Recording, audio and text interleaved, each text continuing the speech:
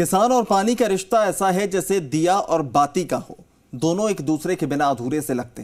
कहते हैं पानी में किसानों की जान बसी हुई होती है, क्योंकि इसी पानी से वो अपने सपनों को आकार देता है फसलों के रूप में। लेकिन इस बार पोंग डैम में पर्याप्त जलस्तर होने के बाद बीकानेर जिले के IGNP इलाके में किसानों को 2 समूहों में पानी नहीं मिलने से अब किसान की ये जान निकलती हुई नजर आ रही है, जिससे भूमि पुत्रों का धैर्य भी टूटता नजर आ रहा है। आखिर सिंचाई पानी को लेकर क्यों हर बार किसान को उतरना पड़ता है सड़कों पर, इस रिपोर्ट में बता रहे।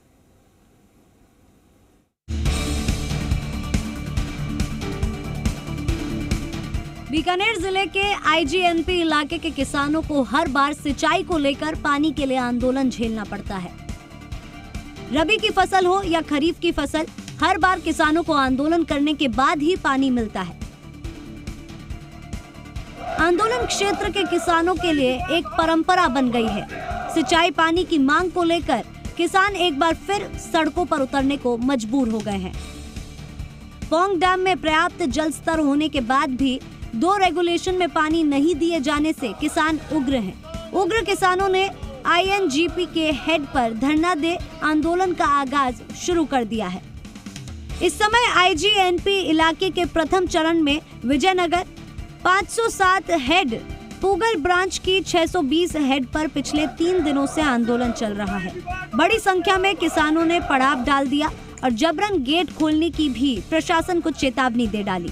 मौके पर पहुंचे प्रशासन के भी हाथ पांव फूले और वार्ता के लिए सिंचाई विभाग के अधिकारी भी मौके पर पहुंचे, लेकिन सिंचाई विभाग में भी 2 फाड़ नजर आए, जिसके चलते किसानों को लगातार गुमराह किया जा रहा है।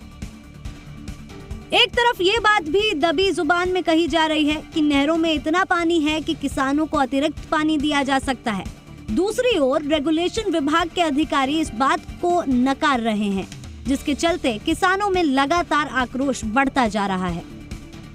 507 हेड पर एक बार किसानों का माहौल बिगड़ा और जबरन गेट खोलने को लेकर भी किसान गेट पर चढ़ गए।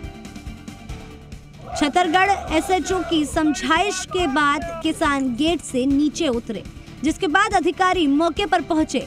किसानों को आश्वासन दिया कि वार्ता के तहत इस मामले को सुलझाया जा सकता है। ऐसे में किसान देर रात्रि से ही हेड पर मौजूद हैं। कहीं न कहीं किसानों की मांगे भी जायज है।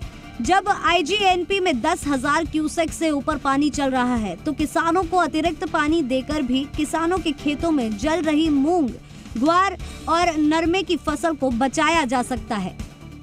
लेकिन सिंचाई विभाग के कुछ अधिकारियों के अड़ियल रवैये के चलते प्रशासन के अधिकारियों को दौड़ धूप करनी पड़ रही है। किसान भूपराम भांबू ने बताया कि किसानों की फसलें चौपट होने की कगार पर आ गई है।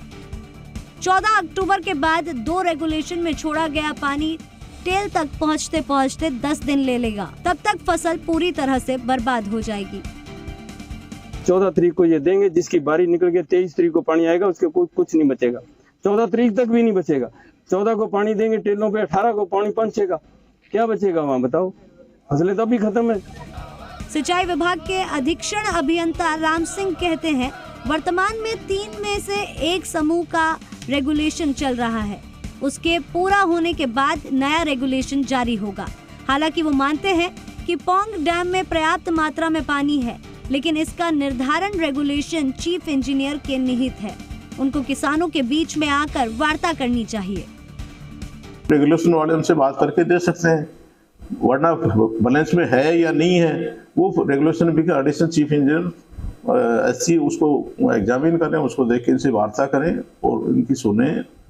दे सकते तो पानी देना चाहिए, वरना इनको समझाइश करें। सिंचाई पानी को लेकर किसानों के उग्र रूप को देखते हुए पश्चिमी राजस्थान में एक बार फिर बड़े आंदोलन का अंदेशा हो रहा है। हालांकि प्रदेश की गहलोत सरकार किसानों को लेकर संवेदनशील है। अब देखना ये होगा कि किसानों को सिंचाई का पानी मिलता है या आंदोलन की राह। त्रिभुवन रंगा, जी मीडिया, बीकानेर।